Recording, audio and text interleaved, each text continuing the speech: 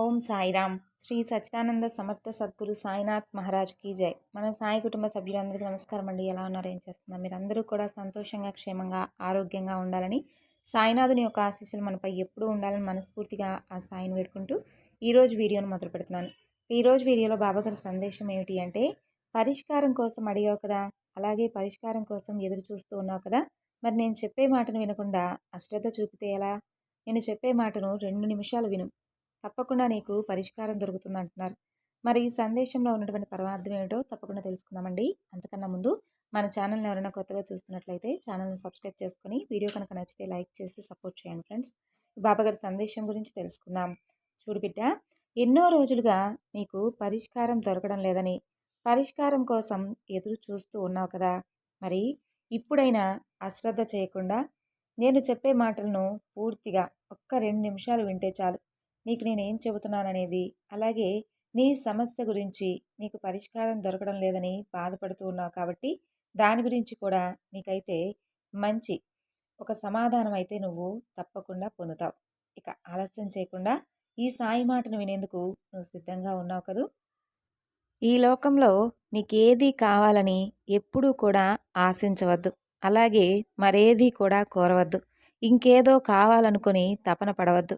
భగవంతుడు నీకు ఏదైతే ఇచ్చాడో దానిని పూర్తిగా తృప్తిగా ఆనందంగా అనుభవిస్తూ జీవించాలే కానీ లేని దానికోసం ఎక్కువగా పరుగులు పెట్టడం వలన నీకు ఎక్కువ నిరాశ తప్ప మరేదీ కూడా మిగలదు. నీకేమివ్వాలి, ఎంతవరకు ఇవ్వాలి, ఏదిస్తే నీ జీవితం నీకు సంతోషంగా ఉంటుంది, ఈ విషయాలన్నీ కూడా నీకంటే ఎక్కువగా భగవంతుడికి తెలుసు. కాబట్టి నువ్వేమీ కూడా ఆశించవద్దు, అలాగే మరేది కూడా నీకు లేని దానికోసం పరుగులు పెట్టవద్దు. నీవు అడిగిన దాన్ని, నీవు ధర్మాన్ని అనుసరిస్తూ భగవంతుడి పట్ల నమ్మకాన్ని కోల్పోకుండా ఉంటున్నావు కాబట్టి మనసా వాచా కర్మన ఎప్పుడూ కూడా భగవంతుని యొక్క నామస్మరణ చేస్తూ ఉన్నావు కాబట్టి, అలాగే అవసరమైనప్పుడు కావలసినవన్నీ కూడా నీకు భగవంతుడు తప్పకుండా ఇచ్చే తీరుతాడు. మంచి జీవితం నీవు గడపాలి అని అనుకుంటున్నావు కాబట్టి, మరి మంచి జీవితాన్ని నువ్వు గడపాలి అని అనుకుంటే అందుకు తగినటువంటి అనుకవ, అందుకు తగినటువంటి ఓర్పు, సాధుత్వం ఇవన్నీ కూడా నీలో తప్పకుండా ఉండాలి. అలాగే నీకు దక్కినంత వరకు నువ్వు సంతోషంగా ఉండాలి. దక్కని దాని గురించి ఎప్పుడూ కూడా ఆలోచించకూడదు. దానివలన నీకు ఎప్పుడూ నిరాశ తప్ప మరేది మిగలదు. అంటే నీకు దక్కడం లేదంటే అర్థం ఏమిటి? అది నీకు సరిపోదనే కదా అర్థం. అందుకే భగవంతుడు నీకు ప్రసాదించడం లేదేమో అని అర్థం చేసుకోవాలి తప్ప, ఏదైతే నీకు దక్కడం లేదో దానిని ఇంకా ఇంకా ఎక్కువగా నీవు నాకెందుకు దక్కడం లేదు అనేటటువంటి వ్యతిరేక ఆలోచనలతో పరుగులు పెట్టవద్దు. ఉన్నటువంటి సంతోషంగా ఉన్నటువంటి నీ మనశ్శాంతిని నువ్వు దూరం చేసుకోవద్దు. ఎప్పుడూ కూడా చిరునవ్వు నవ్వుతూ ఉండు. అది భగవంతుడికి చాలా ప్రీతికరం. ఎందుకో తెలుసా? ఆయన నిన్ను చూసి చాలా మెచ్చుకుంటాడు. ఏమనంటే, నా బిడ్డ నేను ఇచ్చిన దాంతో తృప్తి పడుతూ చాలా సంతోషంగా ఉన్న దాంట్లో గడుపుతూ ఉంది. ఎంత కష్టం వచ్చినా కూడా ఓర్పు సహనంతో నన్నెప్పుడూ కూడా మర్చిపోకుండా నా నామస్మరణతో తను ఎప్పుడూ కూడా తన జీవితాన్ని సంతోషంగానే గడుపుతూ ఉందని చెప్పి భగవంతుడు సైతం నిన్ను చూసి సంతోషిస్తాడు. కాబట్టి నీవు చెక్కు చెదరనినటువంటి నీ ముఖంలో చిరునవ్వును ఎప్పుడూ కూడా చెక్కు చెదరనివ్వకుండా సంతోషంగా ఉండడం నేర్చుకో. నిమిషం మారవచ్చు, గంటలు, రోజులు, మాసాలు, సంవత్సరాలు ఇలా అన్నీ కూడా మారిపోవచ్చేమో కానీ నువ్వు చేసినటువంటి మంచి పని ఉంటుంది చూడు, అది ఎప్పటికీ మారదు. నువ్వు చేసినటువంటి మంచి చెడు ఈ లోకంలో ప్రతి ఒక్కటి కూడా తెలిసిపోతాయి. ప్రతి ఒక్కరికి కూడా తెలియకపోయినా కాలం అనేది నిన్ను అన్నీ కూడా పరీక్షిస్తూ ఉంటుంది, చూస్తూ ఉంటుంది.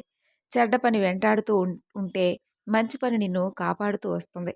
కాబట్టి నువ్వు ఎన్ని కష్టాలు వచ్చినా మాత్రం నీ యొక్క అంటే నీ స్వభావం మాత్రం నువ్వు వదులుకోవద్దు. నువ్వెప్పుడూ కూడా ఏ స్వభావాన్ని అయితే కలిగి ఉంటావో మంచి స్వభావం నీది, ఎప్పుడూ కూడా నలుగురు సంతోషంగా ఉండాలని కోరుకునేటటువంటి స్వభావంతో అంతే విధంగా ఉన్నప్పుడు నీకు అన్నీ కూడా సంతోషకరమైనటువంటి రోజులే వస్తాయి. కొన్నిసార్లు జీవితం నిన్ను అతి కఠినంగా పరీక్షిస్తూ ఉంటుంది.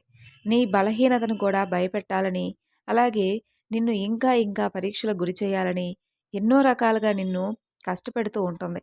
కానీ నీలో ఉన్నటువంటి సామర్థ్యాన్ని కేవలం వెలికి తీయడానికి మాత్రమే జీవితం అనేది కొన్ని నీకు రుచి చూపించేలా చేస్తుంది. అలాగే నీవు నన్ను అడిగావు, బాబా నేను అడుగుతున్నటువంటి నా సమస్యకు అసలు అంతే లేనటువంటి నా సమస్యకు పరిష్కారం చూపండి బాబా అని అడిగావు కదా! నువ్వు పుట్టినప్పటి నుండి పడుతున్నటువంటి కష్టం కంటే ఇప్పుడు నీకొచ్చినటువంటి కష్టమేమి పెద్దది కాదమ్మా. అయితే కొంచెం ఓపికతో ఉండు. నీ పనేదో నువ్వు చేసుకుంటూ వెళ్ళావు కదా ఇప్పటివరకు. తప్పకుండా నువ్వు వెళ్ళే దారిలో గొప్ప విజయాన్ని సాధించేలా చేస్తాను. సాధించకపోయినా నీకు అందులో ఏదో ఒక విధమైనటువంటి తృప్తిని మాత్రం మిగిలిచ్చేలా చేస్తాను. ఇది నీ సాయివాక్కుగా భావించు. భగవంతుడిని నువ్వు నమ్మావు. భగవంతుడు నీకేమిస్తాడనే దాని గురించి ఎక్కువగా ఆశపడుతూ ఉన్నావు. భగవంతుడు నువ్వు కోరుకున్న దానికంటే కూడా ఎక్కువగానే ఇస్తాడు. నిన్ను సంతోషంగా చూడాలనేదే ఆయన కోరిక. కాబట్టి నువ్వేమీ బాధపడనవసరం లేదు. నీకు ఏది కూడా దక్కడం లేదని అనవసరంగా వ్యతిరేక ఆలోచనలు మాత్రం చేయవద్దు. చూడు, ఎవరు నిన్ను ఒంటరిని చేసి విడిచిపెట్టినా నువ్వు మాత్రం భగవంతుణ్ణి ఇప్పుడు ఏ విధంగా అయితే విడిచిపెట్టకుండా పట్టుకున్నావో అంతే విధంగా భగవంతుని పాదాలు పట్టుకో. నీ మనిషి బలం కన్నా కూడా దైవబలం చాలా శక్తివంతమైంది. కాబట్టి అది ఏ నిమిషంలో ఏ విధంగా నిన్ను కాపాడుతుందో రక్షిస్తుందో నీకు కూడా తెలియదు. మంచి చెడుల పట్ల ఒక తల్లికి ఏ విధమైనటువంటి దృష్టి ఉంటుందో భగవంతుడికి కూడా మంచి చెడుల పట్ల అంతే దృష్టి ఉంటుంది. కాబట్టి నీకు కలిగిన దానిలో తృప్తిపడు. కష్టాలు కొని తెచ్చుకునే విధంగా లేని వాటి కోసం పరుగులు పెట్టకద్దమ్మా. నీకేది ఎప్పుడు ఇవ్వాలో అనేది నాకు బాగా తెలుసు. అలాగే లోటు లేనటువంటి జీవితం ఎవరికీ ఉండదు కదా! వీలైతే తప్పకుండా నువ్వు నీ జీవితాన్ని అంటే ఇంకా అందంగా కావాలనుకుంటే దాన్ని మార్చుకునేటటువంటి ప్రయత్నం చేయి. కానీ వేరే వాళ్ళని చూసి నాకు కూడా అలాంటి జీవితం కావాలని లేని దానికోసం మాత్రం పరుగులు పెట్టి నీకున్న సంతోషాన్ని, నీకున్నటువంటి ప్రశాంతతను నువ్వు దూరం చేసుకోవద్దు. అలాగే మీ అమ్మగా, ఒక తండ్రిగా, గురువుగా నేను నీకు ఇచ్చేటటువంటి సందేశంగా భావించు. నేనే సర్వస్వం అని అనుకున్నావు కాబట్టి అలాంటప్పుడు నేను నీకు ఏదైనా కానీ ఇవ్వకుండా ఉంటానో చెప్పు? నీకు పరిష్కారం దొరికే తీరుతుంది. చిక్కుముడి లాంటి పరిష్కారం కూడా నీకు తప్పకుండా అంటే అసలు ఏమాత్రం కూడా ఇక ఆ పని జరగదేమో అనుకున్నటువంటి సమస్యకు కూడా సమాధానం ఇస్తాను నేను. ప్రతిదీ కూడా ఒక సరైనటువంటి నిర్దిష్టమైనటువంటి సమయంలో నీకు చేరేలా చేస్తాను. కాబట్టి నువ్వు బాధపడనవసరం లేదు. నీకంతా బాగుంటుంది. సమస్యలు ఎన్ని చుట్టుముట్టినా నువ్వు ఉన్నావనే ధైర్యం నన్ను ముందుకు నడిపిస్తుంది బాబా అన్నావు కదా! ఆ మాటలు ఒక్కసారి దృష్టిలో పెట్టుకో. నీ మనసుకు తాకినటువంటి గాయాలు ఎన్నో ఉన్నాయి. నేను చూశాను. అలాగే నువ్వు పడుతున్నటువంటి బాధను కూడా నా కళ్ళారా చూశాను. ఎన్నోసార్లు నువ్వు అంటే నీకున్నటువంటి చిన్నపాటి సమస్యలను సైతం వేలెత్తి చూపకుండా ప్రతి కష్టాన్ని కూడా ఇష్టంగానే స్వీకరించి భరించావు. అందుకు నేను నీకు కృతజ్ఞతలు చెప్పాలి. ఎందుకంటే నీలాగే ప్రతి ఒక్కరూ కూడా ధైర్యంగా ఉండాలి. కానీ ఏదైనా సమస్య వచ్చినప్పుడు డీలా పడిపోతే అది ఇంకాస్త మిమ్మల్ని బాధ పెట్టేలా చేస్తుంది. ఒప్పుకుంటాను. స్వేచ్ఛగా నీకు బ్రతకాలని ఉందని ఒప్పుకుంటాను. ఆ స్వేచ్ఛ నీకు ఇచ్చినటువంటి మీ అమ్మా నాన్నలను కూడా సంతోషంగా చూసుకో. వారికి ఎప్పుడైనా కానీ అంటే ఏదైనా బాధ వస్తుందేమో అని ముందుగా తెలిసినప్పుడే నీ వంతుగా నువ్వు వారిని ఏదో ఒక విధంగా ఓదార్చేటటువంటి ప్రయత్నం చేయి. అలాగే నాకు ఆ పని జరగలేదు, నాకు ఈ పని జరగలేదు, నాకు అది కావాలి, ఇది కావాలి, ఏమవుతుందో అనేటటువంటి ఆందోళనలన్నీ విడిచిపెట్టి ధైర్యంగా ముందుకు అడుగు వేయి. నేనెప్పుడూ కూడా నీ వెన్నంటే ఉండి నీకు ఎటువంటి ఇబ్బందులు కలగకుండా నిన్ను ముందుకు నడిపిస్తాను. నన్ను నమ్మిన వారు ఎప్పుడూ కూడా చెడిపోలేదు. నీవేమీ ఆందోళన చెందవలసినటువంటి అవసరం లేదు. చూడు బిడ్డా, కాలంలో ఏ మార్పు వస్తుందో నీకే తెలియదు. అందుకే ఎవరిపైన ఎక్కువగా నమ్మకాన్ని, ప్రేమను పెంచుకోవద్దు. ఎవరికి తెలుసు చెప్పు? ఈనాటి మిత్రులే మరొక నాటికి శత్రువులవుతారు. కాబట్టి నీ మనసును అదుపులో ఉంచుకో. ఏదైతే భగవంతుడు నీకు ప్రసాదించాడో దాంతోనే తృప్తిగా, ఆనందంగా ఉండాలని తెలుసుకో. నీకు దక్కని వాటి కోసం అస్సలు పరుగులు తీయవద్దు. సరేనా? అలాగే నీకున్నటువంటి సమస్యకు అందుకు తగినటువంటి పరిష్కారాన్ని ఈరోజే నువ్వు పొందబోతున్నావు. నీలో నాకు నచ్చని విషయం ఇదేనమ్మా. ఎవరో ఏదో అంటే ఎవరైనా ఏదైనా కానీ కొత్తగా ఏదైనా వారి జీవితంలో పొందారు అని తెలిస్తే వెంటనే నాకు కూడా అది ఉంటే బాగుండు, దానికోసం నేను ఏదైనా చేస్తే బాగుండు, చెయ్యాలి అనుకునే విధంగా నీ ఆలోచనలు ఉంటాయి. అదొక్కటి మానుకో. ఎదుటివారికి దక్కింది మనకు కూడా దక్కాలి అనుకున్నటువంటి ప్రతిసారి కూడా మనకు నిరాశే మిగులుతుంది.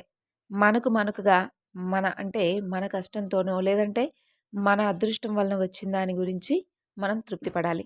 అది భగవంతుడు ప్రసాదించిందిగా భావించి దాంతో మనం ఆనందంగా ఉండాలి.